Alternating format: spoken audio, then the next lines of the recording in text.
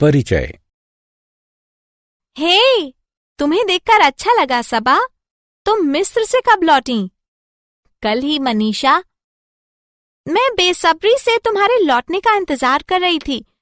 मुझे मिस्र के सभी पिरामिडों के बारे में बताओ ना सबा। मनीषा, पिरामिड बहुत बड़ी संरचनाएं हैं।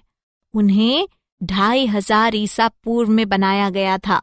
मेरे पास तुम्हारे लिए ये तस्वीर है। वाह, ये बहुत खूबसूरत है। इससे पता चलता है कि मिस्र के निवासी 2500 ईसा पूर्व के आसपास महान वास्तुकार तथा प्रसिद्ध भवन निर्माता थे। ये सच है मनीषा।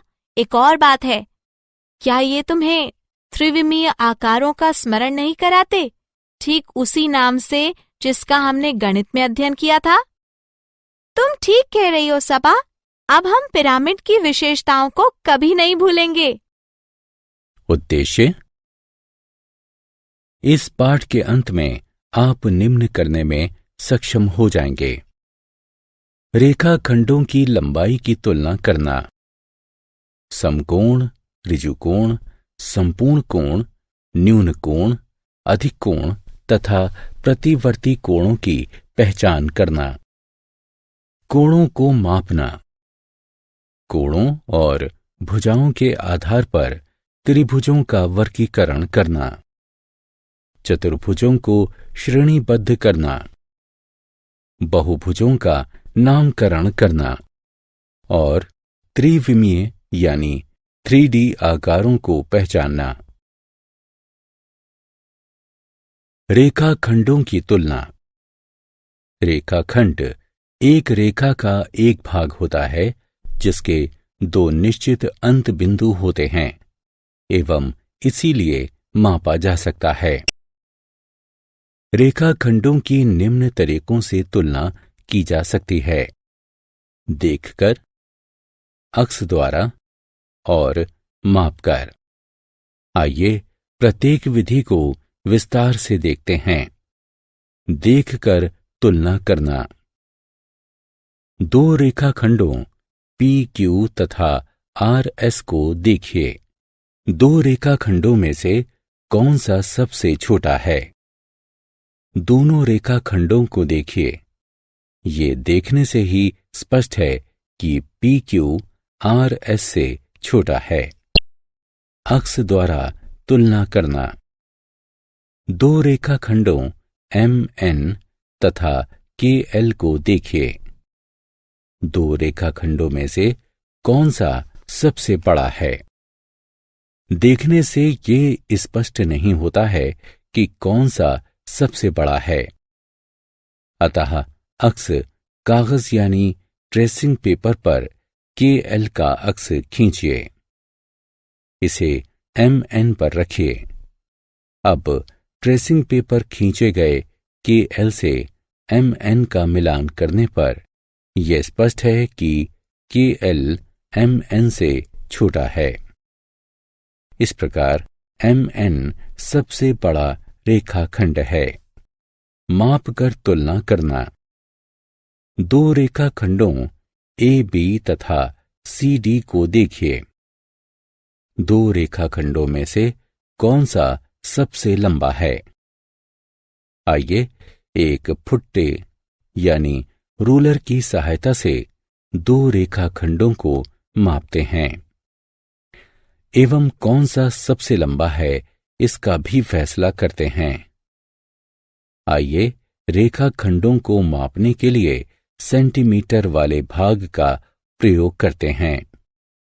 रूलर को AB के नीचे इस तरह रखिए कि रूलर का एक हिस्सा ठीक A के नीचे हो। AB की लंबाई को चिन्हित कीजिए। ये 5 सेंटीमीटर है। CD के लिए इसी प्रक्रिया की पुनरावृत्ति कीजिए। CD की लंबाई 3 सेंटीमीटर है। अतः AB सबसे लंबा है। माप गलत भी हो सकती है यदि रूलर को सही नहीं रखा गया हो अथवा व्यक्ति गलत कोण से माप ले रहा हो। डिवाइडर का प्रयोग करना मापन का एक बेहतर तरीका है। डिवाइडर को ए बी पर इस तरह रखिए कि डिवाइडर की एक भुजा अंत बिंदु ए पर हो तथा दूसरी भुजा का अंत बिंदु बी पर हो। अब ए बी को मापिए। डिवाइडर को रूलर पर रखिए। ए बी की लंबाई को 5 सेंटीमीटर के रूप में लिखिए। अब इसी तरीके से सी डी को मापिए। सी डी की लंबाई को 3 सेंटीमीटर के रूप में लिखिए। अतः ए बी सबसे लंबा है। समकोण, ऋजु कोण एवं संपूर्ण कोण। एक रिहायशी इलाके में 4 क्षेत्र ए, बी, सी और डी हैं। 4 क्षेत्र इस तरह स्थित हैं। राजीव क्षेत्र ए में रहता है और फिटनेस का दीवाना है। प्रतिदिन सुबह वो आवासीय परिसर और उसके आसपास जॉगिंग करता है। आइए अब हम उसके द्वारा उपयोग किए जाने वाले 2 मार्गों को देखते हैं। जॉगिंग करते हुए राजीव 3 भिन्न कोण बनाता है। वे हैं समकोण, ऋजु कोण और संपूर्ण कोण। आइए प्रत्येक कोण को अब विस्तार से देखते हैं। समकोण। आइए प्रथम मार्ग को देखते हैं जिस पर राजीव जॉगिंग करता है। वह क्षेत्र ए से क्षेत्र सी तक जॉगिंग करता है और बाईं ओर मुड़ता है। फिर क्षेत्र डी तक जॉगिंग करता है। तत्पश्चात पुनः बाईं ओर मुड़ जाता है। फिर क्षेत्र बी तक जॉगिंग करता है और एक बार पुनः बाईं ओर मुड़ जाता है एवं फिर क्षेत्र ए की ओर वापस जॉगिंग करता है। हर बार राजीव बाईं ओर मुड़ता है। वो 90 डिग्री का समकोण बनाता है। इस प्रकार एक पूरे चक्कर में वो 4 समकोण बनाता है। ऋजु कोण। आइए द्वितीय मार्ग को देखते हैं जिस पर राजीव जॉगिंग करता है। वह क्षेत्र ए से क्षेत्र सी तक जॉगिंग करता है और बाईं ओर मुड़ता है। फिर क्षेत्र डी तक जॉगिंग करता है। तत्पश्चात पुनः बाईं ओर मुड़ जाता है और क्षेत्र बी की ओर आधे रास्ते तक जॉगिंग करता है। एक बार पुनः बाईं ओर मुड़ जाता है। फिर क्षेत्र ए तक जॉगिंग करता है। जब राजीव क्षेत्र ए से क्षेत्र सी तक जॉगिंग करता है तो वो 2 समकोणों को कवर करता है। दूसरे शब्दों में वो 180 डिग्री का ऋजु कोण कवर करता है।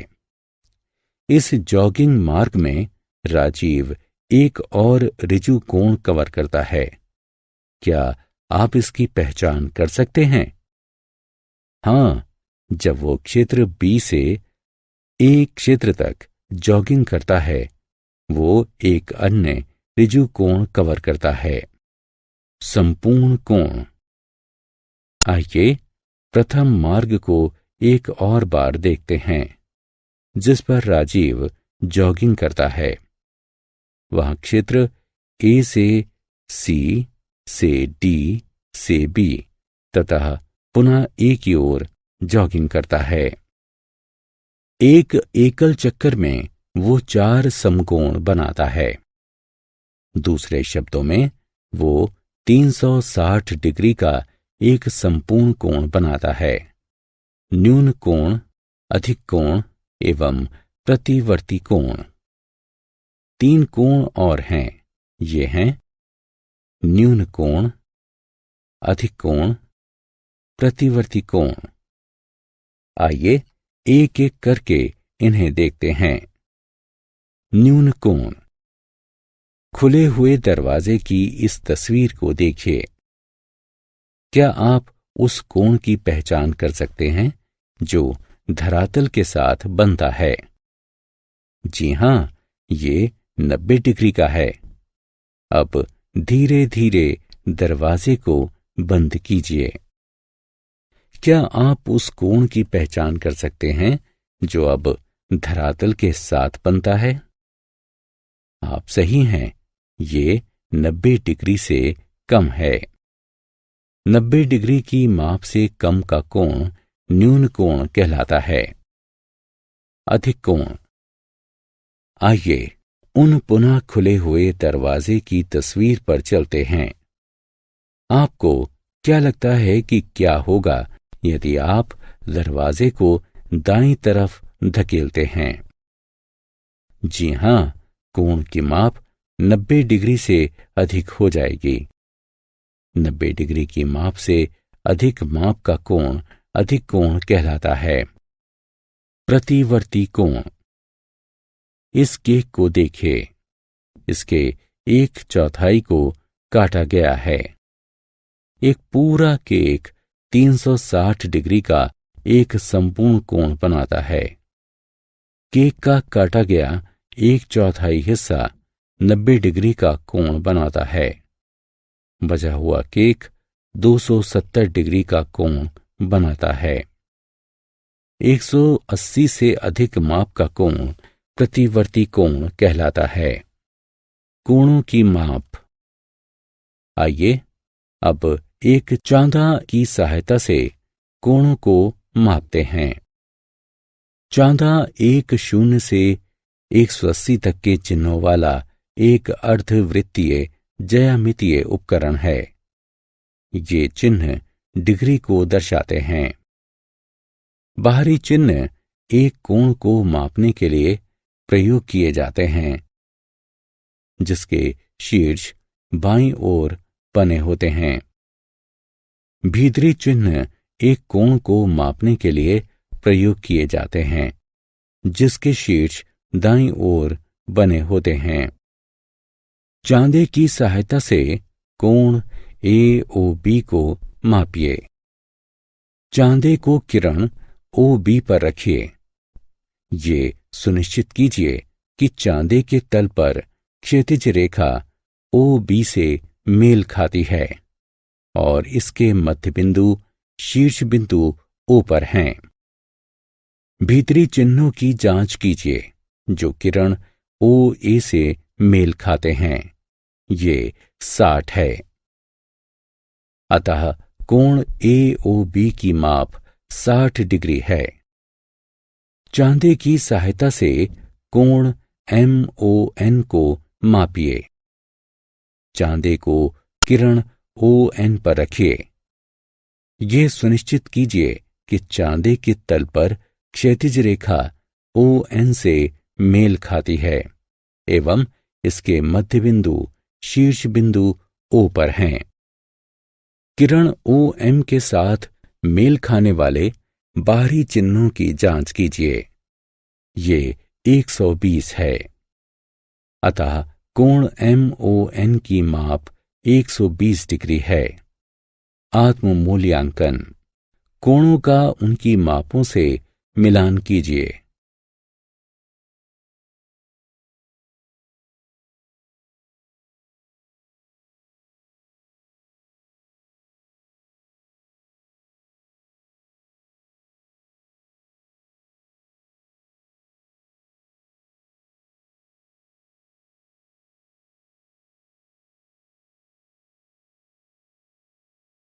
त्रिभुजों का वर्गीकरण।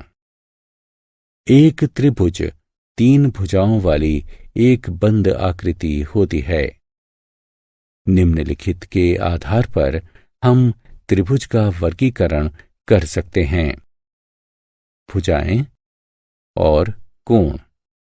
आइए एक एक करके इन्हें देखते हैं।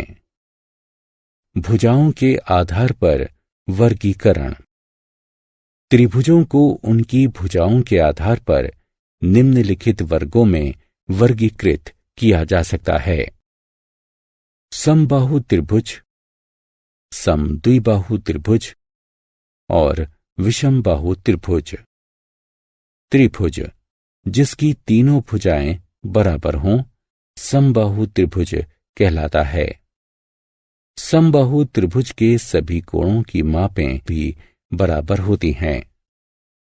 त्रिभुज जिसकी दो भुजाएं बराबर हों समद्विबाहु त्रिभुज कहलाता है। समद्विबाहु त्रिभुज की समान भुजाओं के सम्मुख कोण भी बराबर होते हैं। त्रिभुज जिसकी तीनों भुजाएं बराबर नहीं हों विषमबाहु त्रिभुज कहलाता है।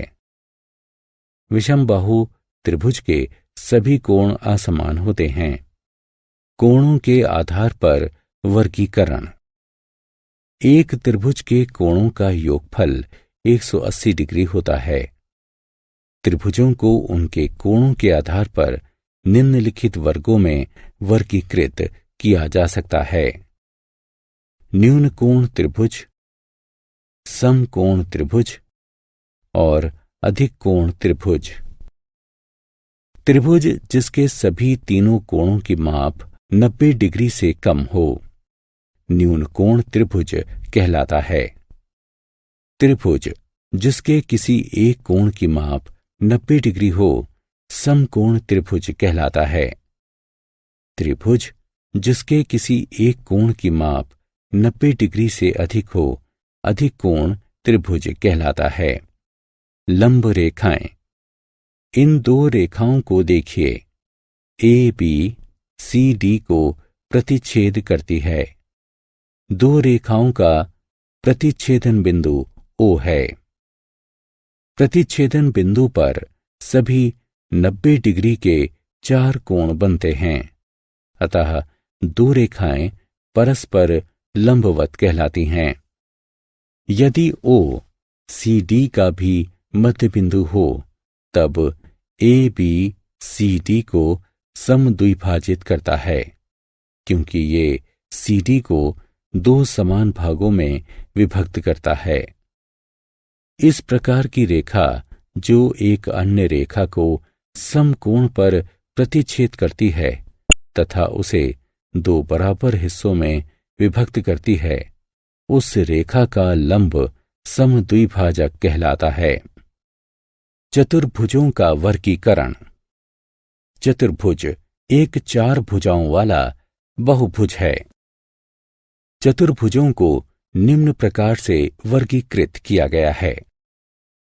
आयत, वर्ग, समानांतर चतुर्भुज, समचतुर्भुज, समलंब चतुर्भुज। आइए प्रत्येक के गुणों को जानते हैं। आयत। एक आयत एक चतुर्भुज होता है जिसकी सम्मुख भुजा बराबर तथा समानांतर होती हैं। चारों कोण बराबर होते हैं। प्रत्येक कोण की माप 90 डिग्री होती है। विकर्ण बराबर एवं परस्पर लंबवत होते हैं।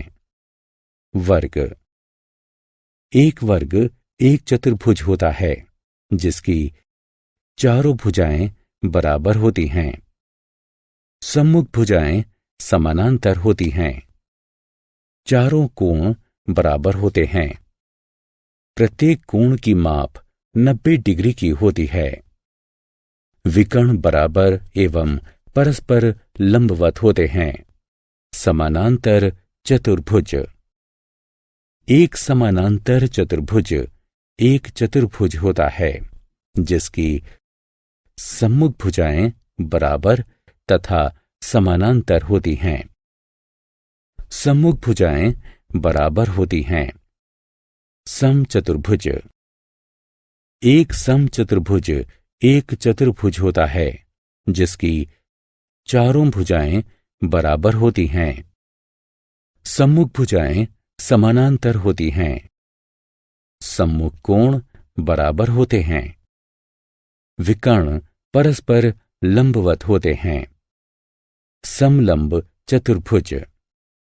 एक समलंब चतुर्भुज एक चतुर्भुज होता है जिसकी सम्मुख भुजाएं समानांतर होती हैं। आत्म मूल्यांकन। आकृतियों को उनके सही विवरण पर उठाकर रखिए। बहुभुज। एक बहुभुज 3 या अधिक भुजाओं वाली एक बंद आकृति होती है। यहां कुछ बहुभुज हैं। आइए उनकी भुजाओं की गिनती करते हैं एवं उनका नामकरण करते हैं। त्रिविमीय आकार। त्रिविमीय आकार में गहराई होती है। वे 2 विमीय आकारों की भांति सपाट नहीं होते हैं। त्रिविमीय आकारों के उदाहरण हैं घन, शंकु, गोला, घनाभ, प्रिज्म, पिरामिड इत्यादि। एक त्रिविमीय आकार की सपाट सतह को उसकी फलक के रूप में जाना जाता है। वह बिंदु जहां 2 फलकें मिलती हैं किनारे कहलाते हैं। वह बिंदु जहां 2 किनारे मिलते हैं शीर्ष कहलाते हैं। आइए निम्नलिखित त्रिविमीय आकारों को एक एक करके देखते हैं। घन और घनाभ, त्रिकोणीय प्रिज्म, वर्गाकार पिरामिड। घन और घनाभ। एक घन या घनाभ में 6 फलकें होती हैं, 12 किनारे होते हैं, 8 शीर्ष होते हैं। एक घन के उदाहरण में सभी 6 फलक वर्ग होते हैं, जबकि घनाभ के उदाहरण में ये आयत होते हैं। एक घन का उदाहरण एक पासा है। एक घनाभ का उदाहरण एक पुस्तक है। त्रिकोणीय प्रिज्म।